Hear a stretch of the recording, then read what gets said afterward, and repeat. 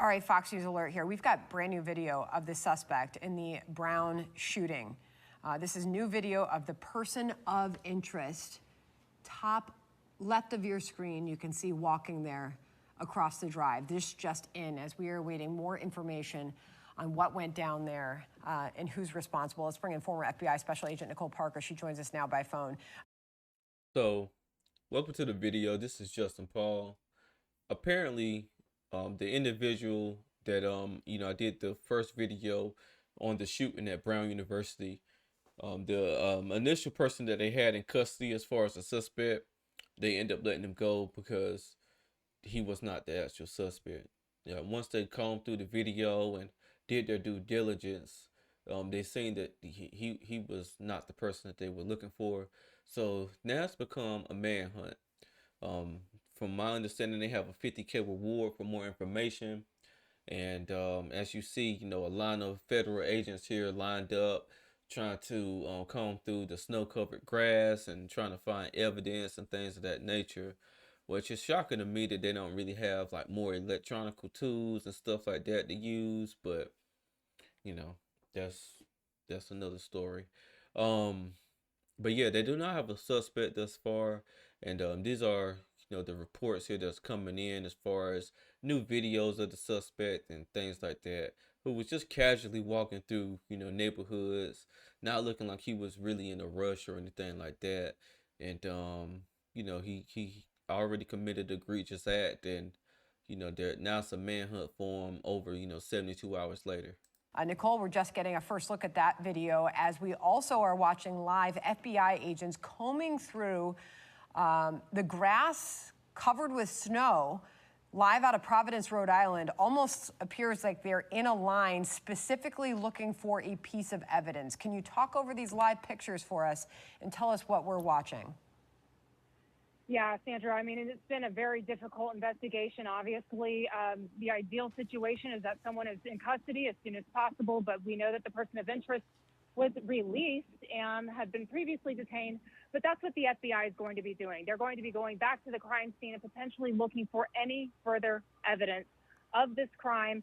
And the inclement weather, snow, is not a friend to the FBI. Obviously, it makes conditions very difficult to investigate, but that will not stop them or hinder them and continuing on with this investigation. Obviously, methodically, they have been told, and there is a reason that they are there. There is a reason that they are doing this action in motion and looking in the snow potentially for evidence of the crime. That he either dropped something as he was running on the way out the building or threw something. We've seen this many, many times in other investigations where you get a line of law enforcement officers as they go through a field or across a lawn or whatever looking for evidence.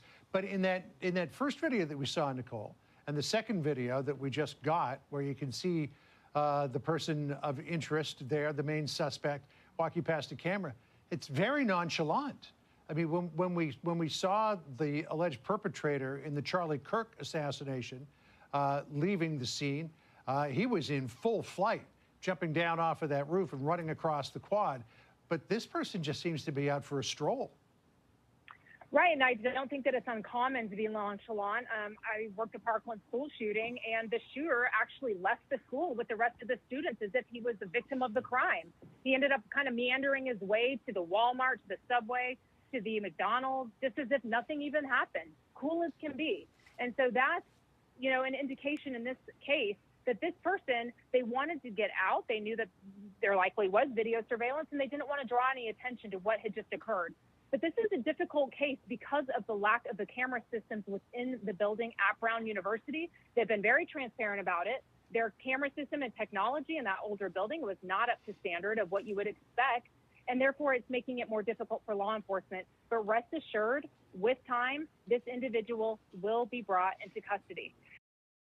That's a little piece of information that I didn't know.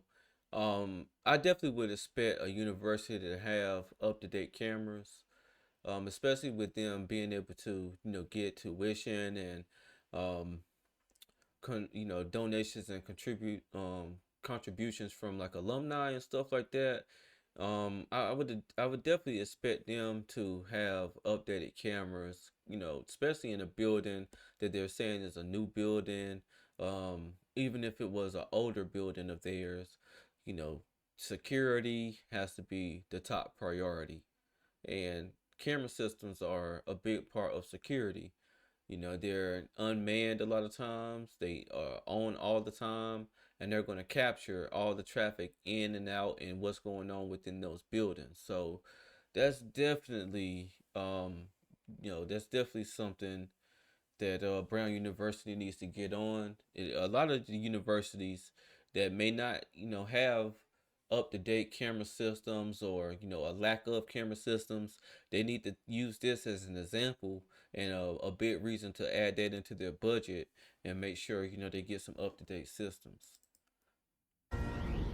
This is a Fox News alert right now. A manhunt for the Brown University shooting suspect accused of killing 2 students and injuring 9 more as the person of interest detained is released overnight. Fox News contributor Paul Morrow, Iran counterterrorism operation for the NYPD, and joins us right now.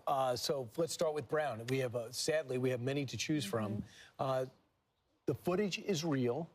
They really think that's a suspect.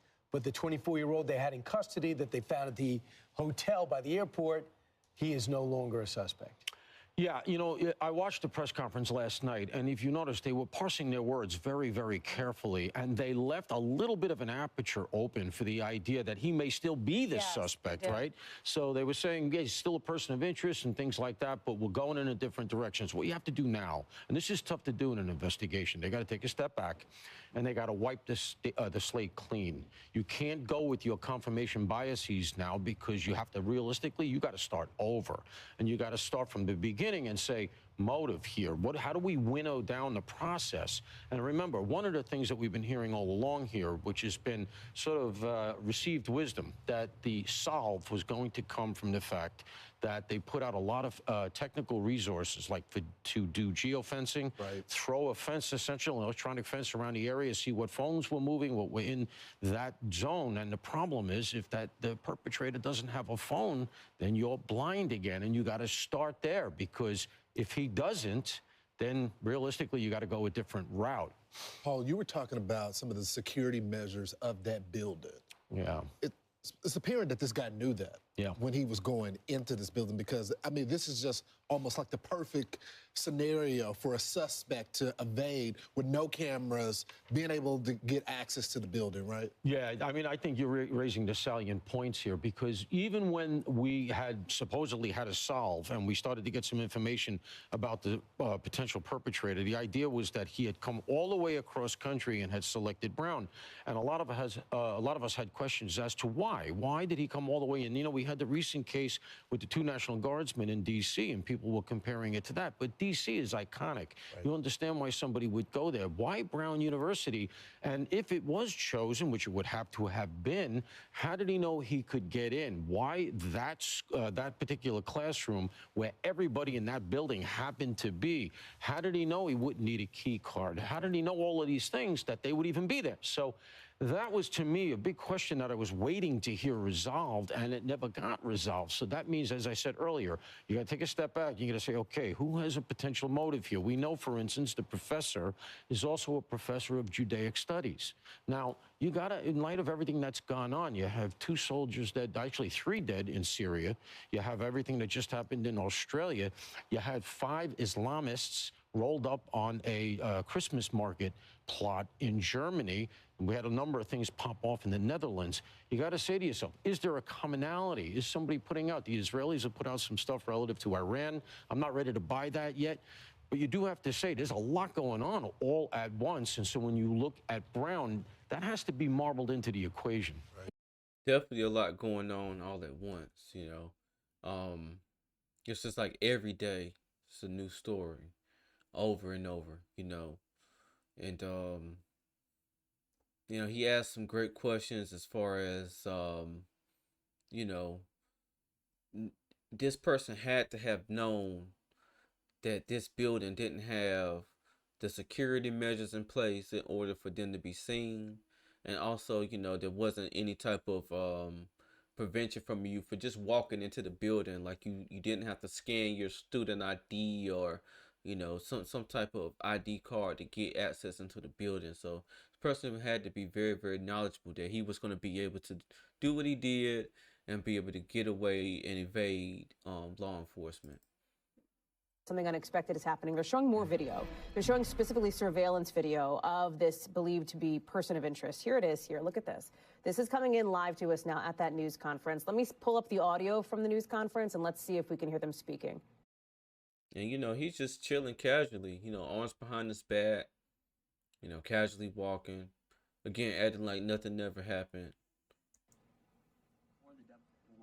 Okay, we don't have the audio there, but look, this is what they played just moments ago. Why is this so? I mean, this is literally live. You see police are pulling up these clips and playing them out. Now, this is significant because remember, we had initially heard that there was very limited video of what had happened here. Definitely has a distinctive walk to him. You know, they say he was about 5'8". You know, of course, he has some weight on him and stuff like that. But they're very distinctive mannerisms to him, for sure. Tom Winter is with us, too. I want to pull up Tom's audio, at least, because I want to keep this video up as police are clicking through these pieces of surveillance video. And Tom, I mean, again, this speaks to, while we can't see this person's face, the gait, how they're walking, what they're wearing, where they're heading. This all might help provide some clues as police are now initiating this manhunt to try to find this person. Yeah, that's right, Hallie. And as a matter of fact, we are going to see that individual's face shortly. We're in the process of pulling up some images. The FBI releasing an official seeking information poster for Brown University. They say they have released new images of a person of interest in the mass shooting at Brown University on Saturday. The FBI is now offering a reward of up to $50,000 for information leading to the identification, arrest, and conviction of the individual. Anyone with information is asked to call the FBI at 1-800-CALL-FBI or the Providence Police Department at 401-272-3121. They also have a website for more images. We had been told, as I mentioned to you just moments ago, the possibility of a reward, the possibility of more video, and it appears that we have it. The FBI is putting that out right now, and they are clearly showing this individual in the photographs. I think we'll be able to see shortly, but the individual in dark clothing, and appears to be, I don't know if you could see it very well, Hallie, on your monitor, wearing a mask or two masks over their face. We had heard about a mask. Somebody had said camouflage. It's not that clear to me from the images that I'm looking at whether it was camouflage colored. But again, wearing dark clothing, wearing that hat. And these are definitely a much better image, a much better profile as far as body size, as far as body characteristics. And this is the exact type of information we were reporting on here at NBC News Now and on the Today Show this morning, the exact type of thing that they were hoping to get today, which is much better video to then be able to get to us to hopefully make an arrest here. And that appears to be exactly what's going on. So new headlines here again, the seeking information poster. Yeah, so they're still on the hunt for this guy who they suspect was the person who carried out this deadly shooting that happened at Brown University. The FBI is offering $50K for more information. They have a website. You can call the local Providence, Rhode Island police, or you can call the FBI line that they gave if you have information. But you know, hopefully they find this guy before he really kind of disappears off the map. Now that this is a national news type of content that's just going on, and it's all over the internet, all over social media. And again, you know, if I didn't say this in my first video, I definitely want to send my condolences to the students that had lost their lives there, with their students or professors, and the people that are injured. You know, hopefully you're able to recover and, you know, try to get through this traumatic incident that happened. And yeah, I'm just leave it at that. You know, if you like my content, make sure you like, comment, and subscribe to my channel. I appreciate everyone who has subscribed thus far. And then, this is Justin Paul. Peace.